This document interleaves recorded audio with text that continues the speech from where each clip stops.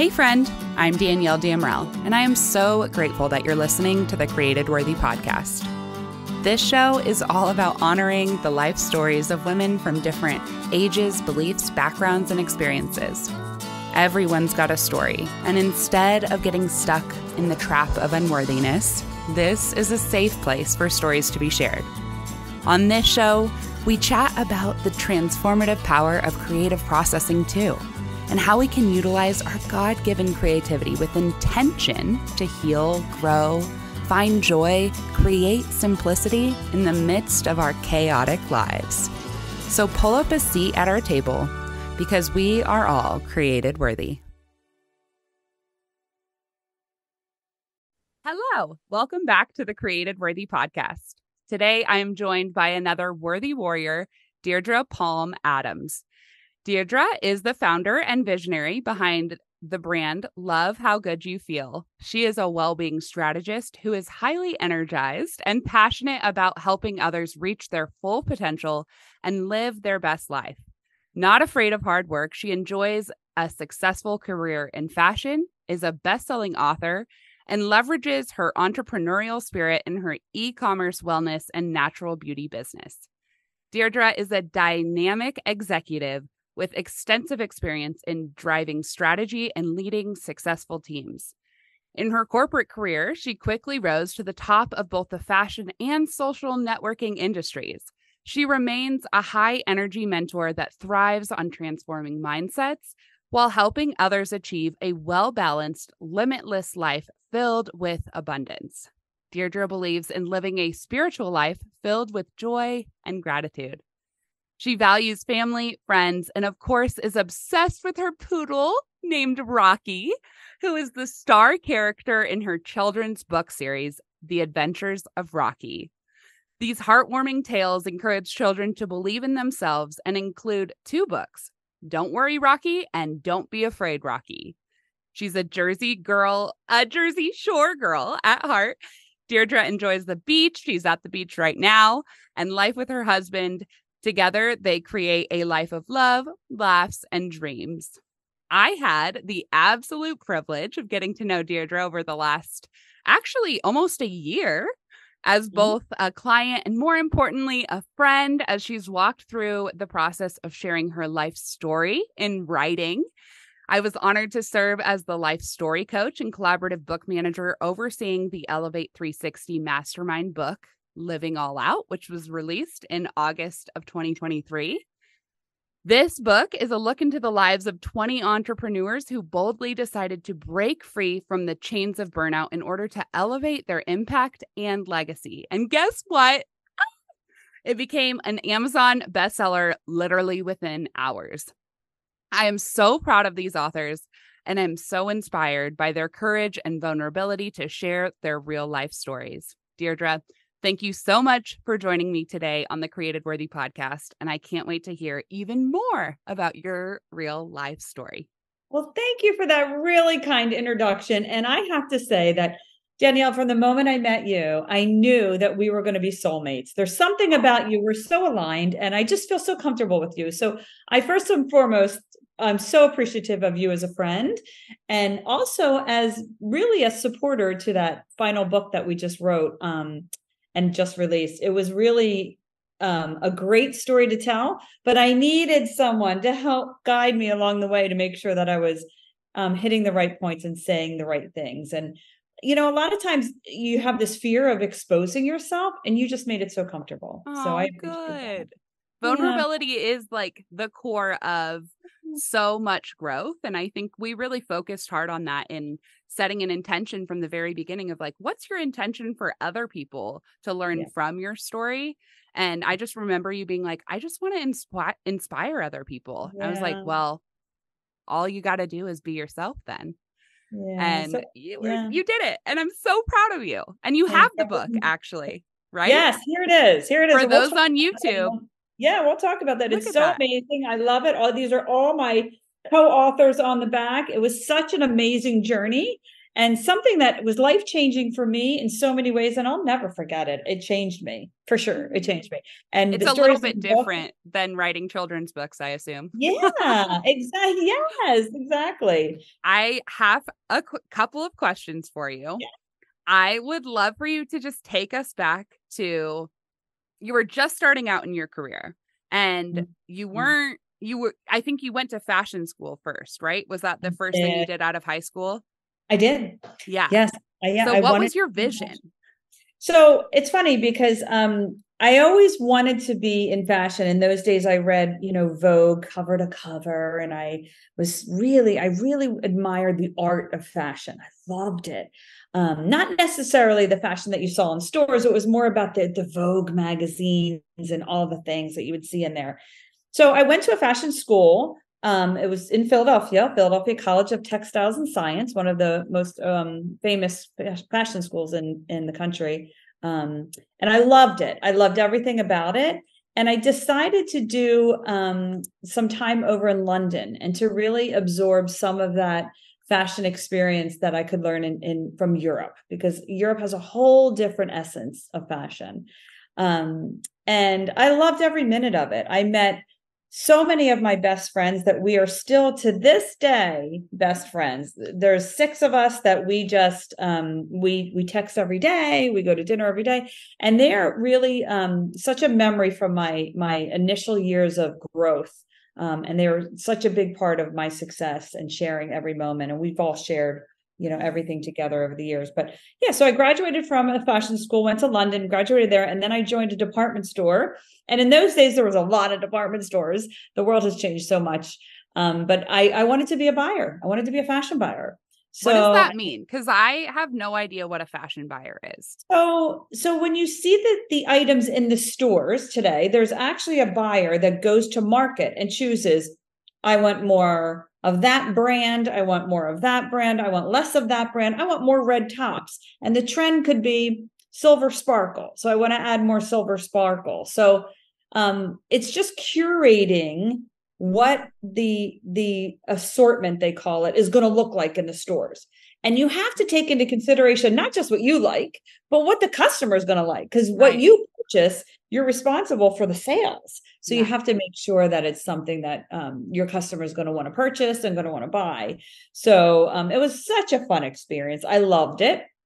But in those days, department stores were they were downtrending, and there was a lot of acquisitions. So I decided to join the fashion company that I was actually a buyer with, which was Jones New York at the time. Jones New York, Ralph Lauren. They were all part of the same conglomerate. And I jumped to the other side, as you could call it, and I supported the stores from a vendor perspective. And I fell in love with that world. It was a whole different world. It was lots of travel, extravagant hotels. It was eating and dining in the finest restaurants, engaging with very high level designers and, models. And it was a lot of fun. It was a lot of fun. And I continued on that path for years. But it's busy and it was demanding and it was travel. So to say that I was home 2 days a week is probably an exaggeration. I would leave Monday and come home super late Friday night, sometimes work through Saturday. So I was sacrificing a lot. But I was having fun in the process. But in retrospect, when I look back now, I think, gosh, I missed so much of the family time, throughout the years. But I Yeah. had a very supportive husband. I still have him. Yeah. How did you meet him? Yeah. So Joe and I met in high school. High Um, school we were, sweetheart. we were high No? school sweethearts. Oh, you were? We were, and and I'll tell you, it was love at first sight, and he's truly my best friend without a doubt, and he has supported me throughout every crazy idea I've ever had, and we're still to this day, of course we love each other. I say that all the time. Of course we love each other. We've been married 33 years. We love each other, but we're still best friends, which is great. We want to do everything together. And having more time these days at home is just such a blessing. So we Can you give me one tip about how you've maintained being best friends with your husband? I think our secret to success is that we allow each other space. So we don't hover too much. So he's always allowed me to be me, and I allow him to be him. And I don't try to change him. Although, you always have that urge to say, gosh, I wish he would do this. And he doesn't try to change me. So we accept each other for who we are and how we've grown.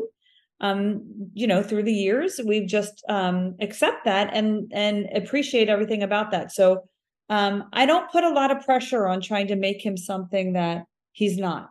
Yeah. And I so see that a lot you of want people him do to that. be. A lot of people do that in relationships because a marriage is a growth, right? So through the years, you're going to change. I'm not the same person I was when I was 15 when I met him. I'm not that same person. He certainly is not either. Mm-hmm. So we have to, appreciate and love the journey of life together. The process. Allowing that space and not putting too much pressure on the other person to say, you really should do it this way. That's never going to work. It's not going to work. So I think that's one of our biggest things is we just really appreciate each other for how we've changed and grown. Yeah. So at what point in your going back to your career, and obviously you were married during this whole thing, so that it all kind of ties together. But at what point in your career was it not until COVID that you were like, I'm going to make a change? Or what was the pivot and turning point? There was a lot. I've had a lot of, we've come through a lot. My husband and I both. We had some years of where we wanted to expand our family, and we've experienced many challenges. And it was a struggle that didn't really come out the way we planned it.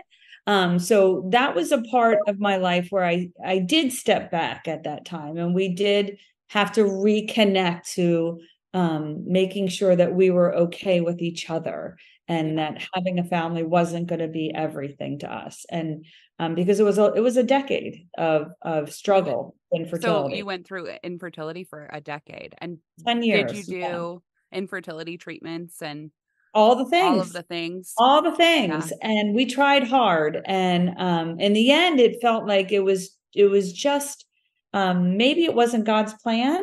And maybe we were just pushing too hard for something that if we just looked all around us, we were so blessed in so many ways. I have so many nieces and nephews, and our families are so close that, we really kind of just engaged in that experience. And, and of course, made sure that we had each other throughout the whole process. So, so I stopped a little bit then. But I was really on the go for, a long time. And then COVID happened. The world shut down. Mm-hmm. And when the world shut down, it was very unique to me because I was literally on an airplane 5 days a week.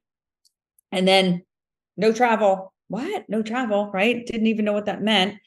I was forced to stay home. So we hibernated here at the beach house for a little bit, and that was super fun.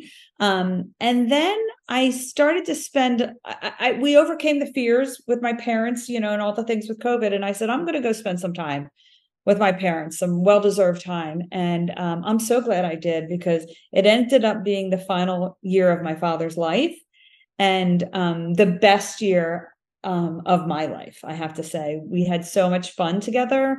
My mom needed the support emotionally. No question, COVID was tough for a lot of elderly people at that time.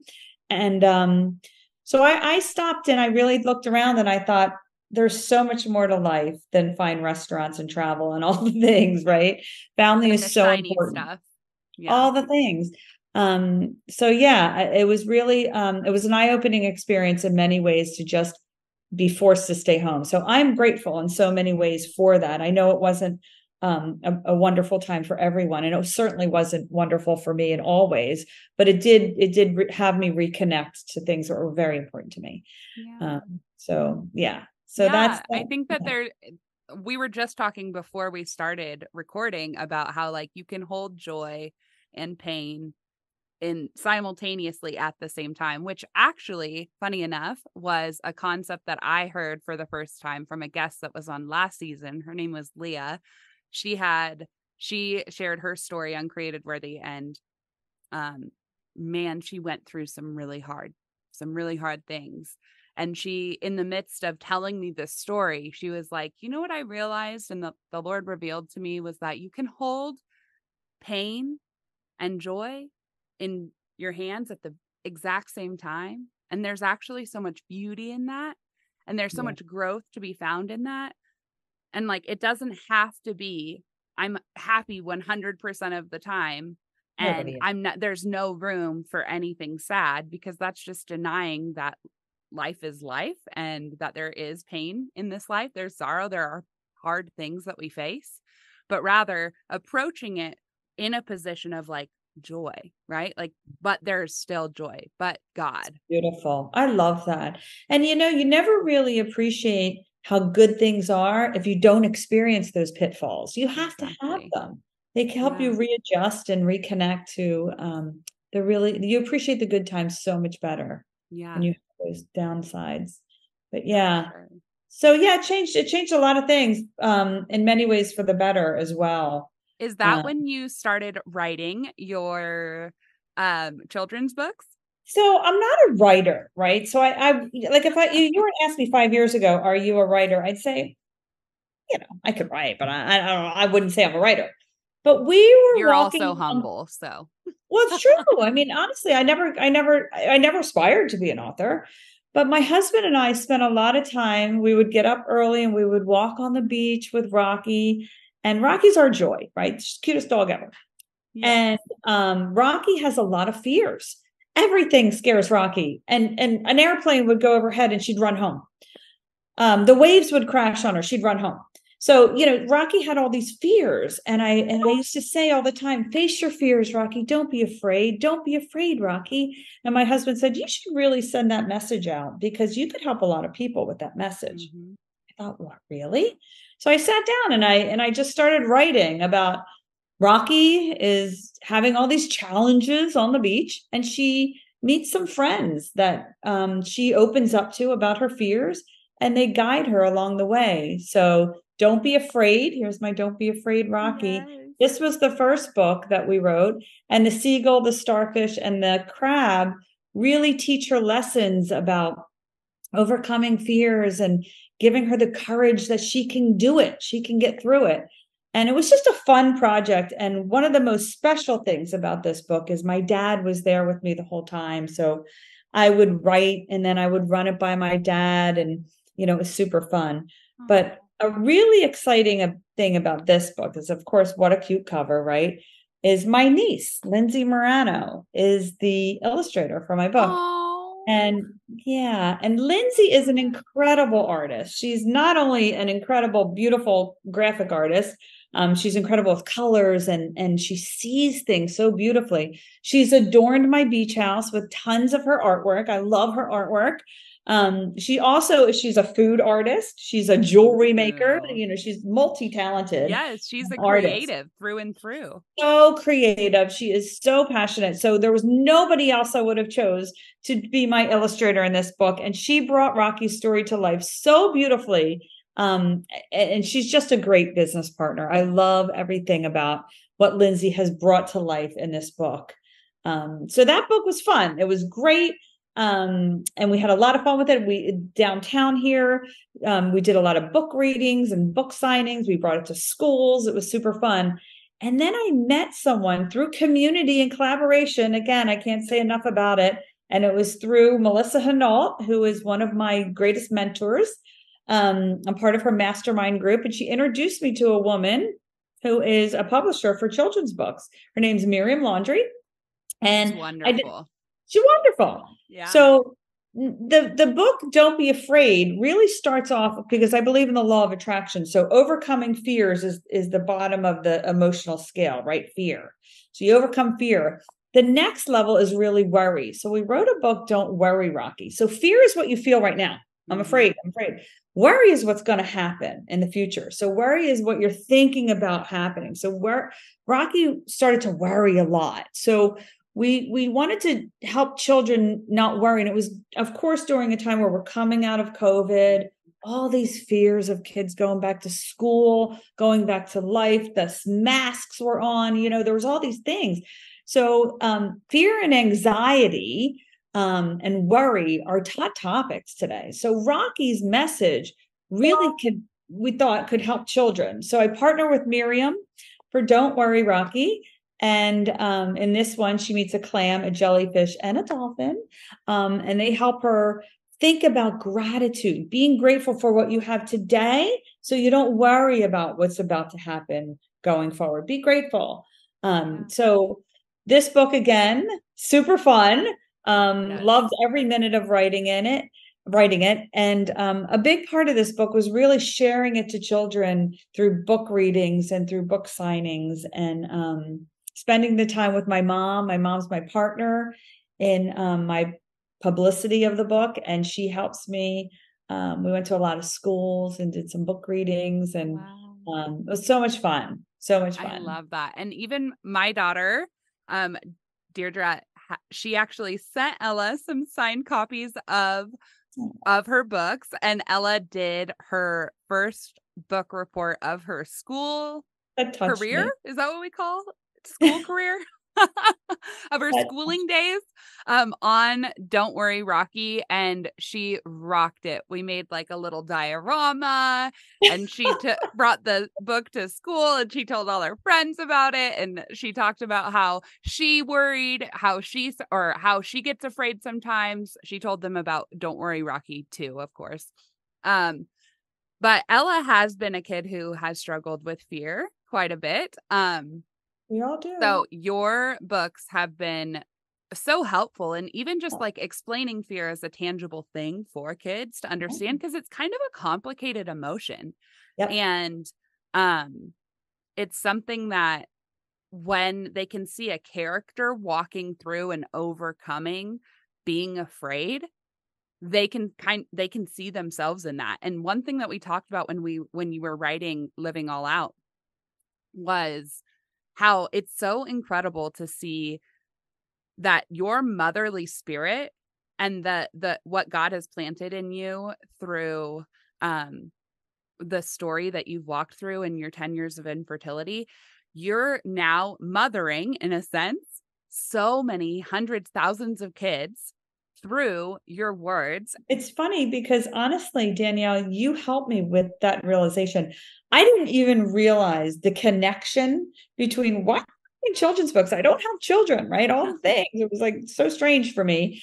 And then we spent some time together in Arizona, and we did some breath work, and we were talking about really how to kind of bring your story out, right?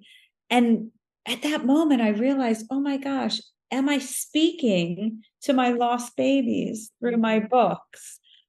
Because I used to always think, I hope they're not afraid. I hope everything's okay where those souls went, right? So it really, I think that it kind of came full circle. And now I really believe that I'm speaking to not only the children around the world who love the book, hopefully, but also through some of the lost babies that I experienced. Yes. And I hope they hear my message now to don't worry and don't be afraid. We will be together again someday, for sure. They do. I know that without a shadow of a doubt in my spirit. So yeah. I'm so glad that we were able to share that moment together. And I think that was just a beautiful full circle moment, of wait, why am I doing this? Wait, what have I gone through? Oh, they actually do work together. And that's how God works, is in these beautiful full circle moments of like, okay, there was a purpose in that. And we don't fully know the purpose, of course. We will never, unfortunately, of course. But it wasn't for no reason. And he's still at work in giving your work now a purpose from that time that you walked through. Absolutely. There's no question about it. And I love children. And, some of the fun things that we experienced, I have to tell you a real quick story that we were doing a book signing here downtown, and Rocky comes to the book signings, but Rocky wasn't there yet because my husband waits till we get all set up, right? So my mom and I are there, and a little boy comes up and he says, "Is Rocky here?" I said, "Oh no, she'll be here any minute." Well, he waited with his grandmother for, half hour. And we were talking about all the things, and his grandmother said to me how these books have really helped him overcome his fears, and that he actually made a special trip down to our beach looking for Rocky because he wanted to tell Rocky that he was so inspired by the fact that he should express his fears to his friends and to his family and talk about his fears. So Rocky came and he actually said that to Rocky. It was the sweetest thing ever. I told Rocky, I know it was so touching. And I thought, gosh, I love to see how kids are touched by Rocky's heart. But it really helped me in many ways. Thank gosh, I'm really helping children, which is so healing to me. So thank you for everything. But my journey is really, I worked in fashion for 40 years, long time. And I followed a career path that was kind of expected of me. And I did a lot of things that was just the way it should be, right? So I entered an executive development program right out of a top fashion school, and I joined a department store, and I worked all the way up through the ranks, became a buyer, became a national organizer for a big fashion brand, and then joined 2 big fashion brands. And here I am today, 40 years later, and I live a different life today than I did when I was climbing that ladder. And I have to say, in retrospect, I wish I had the knowledge today, back then, because I would have done things a lot differently. Of course, we always say that, right? Yeah. Although it was a great journey, it just wasn't fulfilling in many ways to my soul. And that's exactly why it's so amazing and beautiful and powerful to share your story at whatever phase in life you are, because now you're able to pass on that knowledge to people like me. And to people who are maybe just getting started in their careers and are like, I'm hustling, I'm doing the hustle thing, but they're like hustling their way into despair and depression and anxiety, or just into a life that doesn't feel aligned, which I think was more your case because you actually did love what you did. I still do. There's no question. I love what I do. There's no question. But the past few years, as we all know, the world kind of shut down, and it forced us all to really just kind of slow down and look around. And when I did that, I realized that there were so many things that I was missing. And it was things like spending more time with my parents. My father was ailing. It was the end of his life. And I was so grateful to have that time with him, spending time with my parents, my husband, my dog at the beach. And that inspired a whole children's book series. So when you slow down and you really take the time to experience what's around you, all of a sudden, all this creativity flows from you. And I didn't have the time to do that before because I was always jumping on an airplane, following a schedule, going to meetings, and all the things that come from corporate life, which is exciting and fun. And I don't want to put that down in any way because it's a great life. But I think there could be a better balance where you have to have some levity built in there and some fun and some excitement, and not take every decision so seriously. And not worry so much about what's expected of you. Just do what your heart says and it will flow naturally. So that's I love that so much. I'm writing it down. I'm like, don't take every decision so seriously. To me, that is a mic drop moment. And it all of this kind of spawned into my company, my brand that I have, and it's love how good you feel. So after all these years in fashion where everyone's focusing on how you look, and then if you look good, they say that you'll feel good, right? And I say it's the opposite. I say if you feel good, you're going to glow, your eyes are going to sparkle, you're going to look good if you just feel good. So the core of everything we do, it's just make sure you're feeling good through the whole process. Take the time. It's just such an incredible company. And that's actually what I was going to ask you about next, was just to tell me a little bit about your journey and your commitment to love how good you feel in your life. Yeah, loving how good you feel. So when you make the decision to just really stop trying to follow a perfect plan and not worry about what other people are thinking or what's expected of you, you begin to feel really good about what you're doing. So you have to have a connection to yourself. And I think, it comes in many ways. So within this brand that I have, of course, it involves some children's books that I love, but I also have I'm a well-being strategist. So I really talk to people about nutrition, elevating your well-being, right? Making sure that your nutrition and how you feel and how everything about what you do is good for your soul and your body, right? Mm-hmm. So we all know how we feel when we go out for a really big meal and we're like, oh, all the good goodies and great desserts. And then afterwards you're like, gosh, I don't feel so good. I love to encourage people to fuel themselves with nutrition every day that makes you feel good all the time. It doesn't mean you can't have your cake and cookies. We all have that because that makes you feel good too. So I love really just encouraging people to follow a great nutrition plan. It's such a refreshing feeling. And then I talk to people a lot about securing their financial future. And with this well-being company that I have offers the opportunity for them to do so as well. So they can get great nutrition and they can share it and earn some additional income. So having multiple streams of income is really important to me. Yeah. Making sure that, it doesn't all have to be all your eggs in one basket. So you feel a little better when you're having a little fun on the side, earning some extra income. Some people even turn it into a full-time income. But I take great pride in coaching my clients towards really thinking about a prosperous future.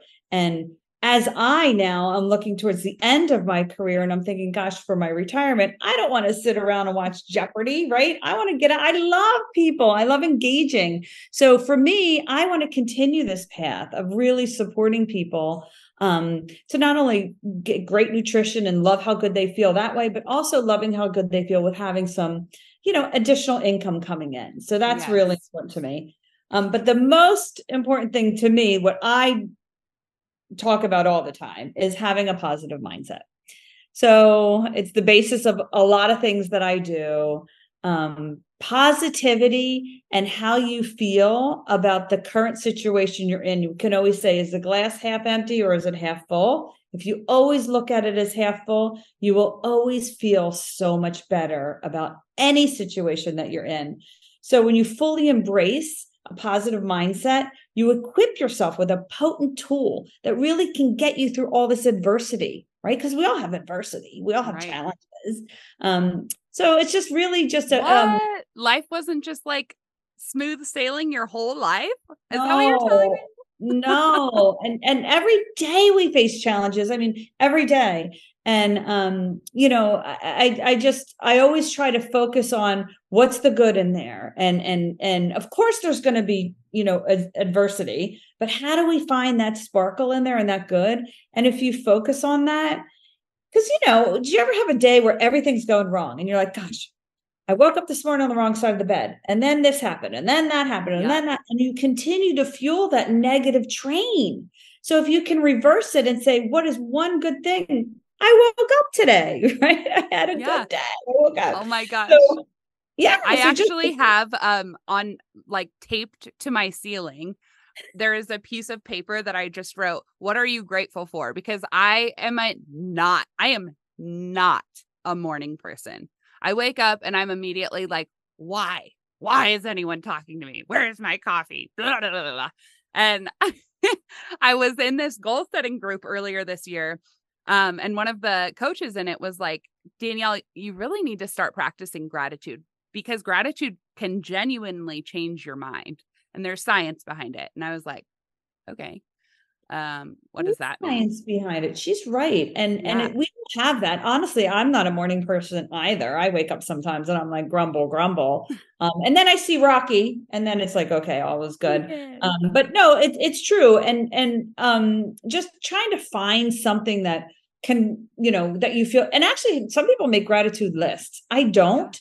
But I do see a lot of people that make them and then they put sticky notes all over, which is a great reminder of all the good things that are happening. There's so many different ways to practice gratitude, but like, I love what you're saying and just like incorporating it as a daily part of just who you are so that can also help you to love how good you feel, right? Like I just love how all three of these concepts of like eating well, taking care of yourself nutritionally, and setting yourself up with multiple streams of income. And then also what we were just talking about, like these positive mindset, they just work together in such a beautiful way to really support all that you're doing in this phase of your career.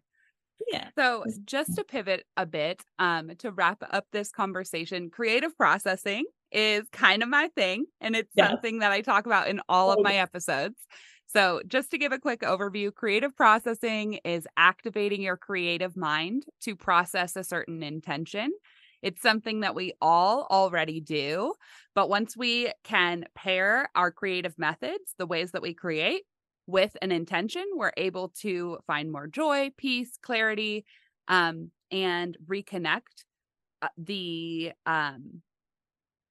parts of us that are already there, but might be lying dormant. So reconnect with gratitude, for instance. If we put an intention with the ways that we're creating, then we can stir up gratitude within us in a way that we wouldn't have prior if we were just going to go and write or paint or walk on the beach, for instance. So I asked you what your creative processing method was, and you said walking on the beach and soaking in the sounds and the sense of nature. And I love that because a lot of people don't think of things like that as like creative per se, but that is activating your creative mind. You talked earlier about how like walking on the beach was how you were inspired to write these books. And that is like, and connecting in Arizona to nature on the mountain was another way so yes, nature is everything. Yeah. It is everything. Walking in bare feet, listening to the seagulls, smelling the salt air. Oh my gosh, having the wind in your hair. I mean, it's just, nature is everything to me. And I appreciate the earth so much, but it forces you to get rid of all the other distractions. Yeah. They're all gone. Get rid of And all the nonsense. Can you imagine just pairing, and I'm sure that you do this actually, where you go on a walk because you need to process fill in the blank. Maybe it's like a little tisk you had with your husband, or you need to process some emotions, or maybe you're looking to generate a new business idea, and just being able to be like, you know what, I'm going to go on a walk in nature for this intention. And then you're way more likely to actually achieve that intention. Now, one thing that I have learned recently is the difference between intentions and goals, where goals are like, for me, I immediately picture a goalpost. Like you go and kick the football. I'm not a sports person, but you kick a soccer ball or football, whatever, through the goalpost and you've achieved it. Whereas an intention is the goalpost itself. It's the thing where as long as you're moving towards that, you're going to score because your intention is so much wider than your goal is. Does that make sense? That is so good. Yeah, I'm writing that down. That is so good. But I think that is the thing with intentions that's so powerful, is that when you set goals, you want to set goals that are in line with your intentions. You don't want to set intentions that are in line with your goals, because then you might miss your intention, or you might set the wrong intention. But if your intention is, for instance, for you with the book, my intention for Living All Out was to inspire. No matter what you do, as long as you show up, you've achieved that intention. Now, if you had said, my intention is to have 45 people review the book within 10 minutes, you set yourself up for failure. It's frustration for sure. Yeah, frustration, exactly. But your intention is so much more wider. And really what that 45-minute, 200 people, 45 people, whatever, that would be more of a goal. But if you don't make a goal, that doesn't crush you if you're still walking in line with your intentions. Love that. That is really profound. It is. And it actually takes so much of that stress away from where you want to go. Yeah, exactly. And that's really why creative processing is just I truly believe that it was God who revealed it to me, because it's so simple. I overcomplicated it for a long time, but it's just creating with intention, period. That's it. However you create, however your brain activates your creativity, just put an intention with it, and then you're going to achieve that. Yes. What a tool. What a tool of healing, grace, joy, clarity, all of the good things. So good. And here's the book, by the way. I wanted to celebrate the Living All Out book. This is such a great book. And of course, I love my story, but I love all of these authors. Yes. Mind-blowing. And the lessons that you learn from the experiences that they've had, it's so refreshing. And we have grown so close, all of the authors in this book, as well as you and Melissa, to go on this journey together. So I love it. And shameless plug, we did a lot of creative processing in our group workshops for this book. Like in the partner editing, I was like, hey, you guys, here's your creative processing prompt. Now go do it. And it was so good. Oh my gosh. It really, and it's so fun how so many people talked about how they had one thought process that they were going to put in the chapter, and then it shifted based upon your coaching and all of the things. And it turned out to be such an amazing, amazing project. I'm so proud of you guys. So with that being said, do you want to tell us anything exciting that's coming up for you in your life and business, and where listeners can connect with you? Thank you. Sure. So DeirdrePalmAdams.com is my website, and that kind of has all the things compiled in there. So if you'd like to join me in, a wellness journey, in a financial journey, and learning about Rocky's books, we have a third book coming out. I'm going to Canada with Miriam next week. I'm going to Niagara Falls, and I'm going to start plotting and charting out Don't Be Bullied, Rocky. It's going to be book number 3. Yeah. I love that. So I would love for anyone to join me at my website. And if you tap into the website for Rocky's pages, you can get a free coloring book. And if you tap into my section of the website for my business, I am offering you 10 ways to love how good you feel. So we will have all of those links in the comments, but go ahead, tell us your website name. That's DeirdrePalmAdams.com. And simple. Yeah. So thank you so much, Danielle. It's so fun collaborating with you. Oh my gosh. I look forward to seeing you next month in Nashville. That's right. And I am just so grateful to have spent some time with you here today, and for your courage and vulnerability to share your story again.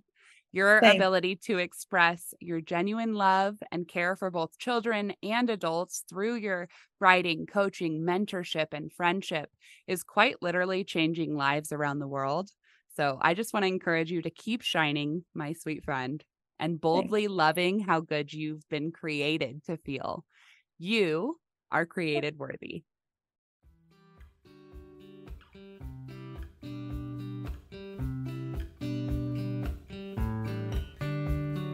Thanks for listening and tuning in to the Created Worthy podcast. I hope that today's show resonated with you. And if it did, can you do me a huge favor and go leave a 5-star review? This helps more listeners find the show, and it expands the reach of the stories and concepts that are shared here. All the links and guest information are in the show notes. And if you're on social media, come hang out with me. You can find the Created Worthy podcast on both Instagram and Facebook. Or come follow along with my personal IG page, where I just share more about the real, sometimes messy life of your fellow worthy warrior. Can't wait to talk to you soon, friend. And don't forget, we are all created worthy.